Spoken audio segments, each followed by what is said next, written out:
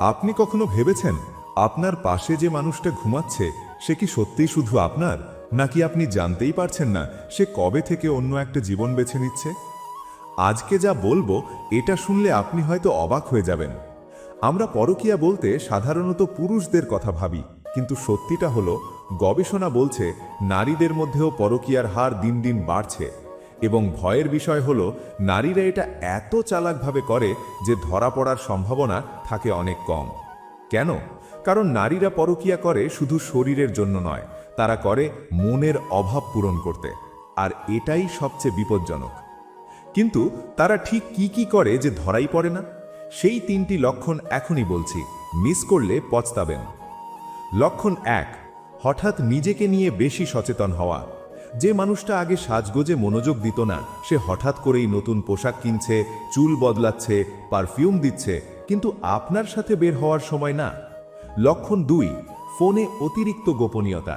Phone সবসময় উপুর করে রাখা, পাসওয়ার্ড বদলানো, রাতে দেরি করে মেসেজ করা, এগুলো কখনোই স্বাভাবিক না। লক্ষণ 3, আপনার প্রতি হঠাৎ অতিরিক্ত ভালো ব্যবহার বা অতিরিক্ত রাগ।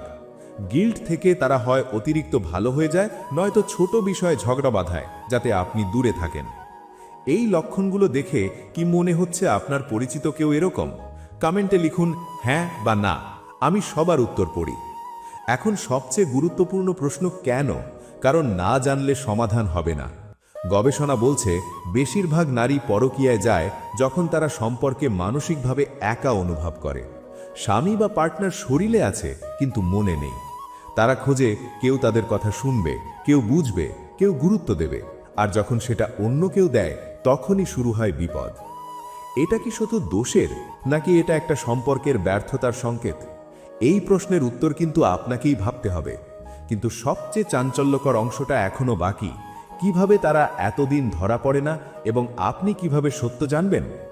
আমি আপনাকে ভয় দেখাতে এখানে আসিনি, আমি চাই আপনি সচেতন হন। যদি আপনার সম্পর্কে সমস্যা থাকে, আজই কথা বলুন।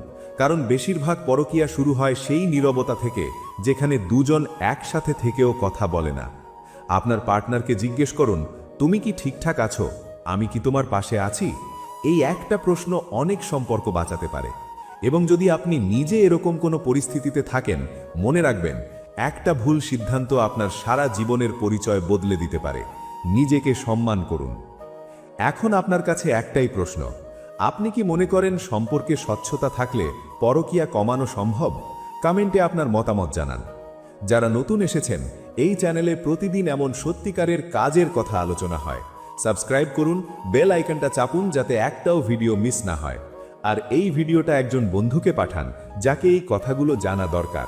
কারণ সচেতনতাই পারে একটা সম্পর্ককে রক্ষা করতে।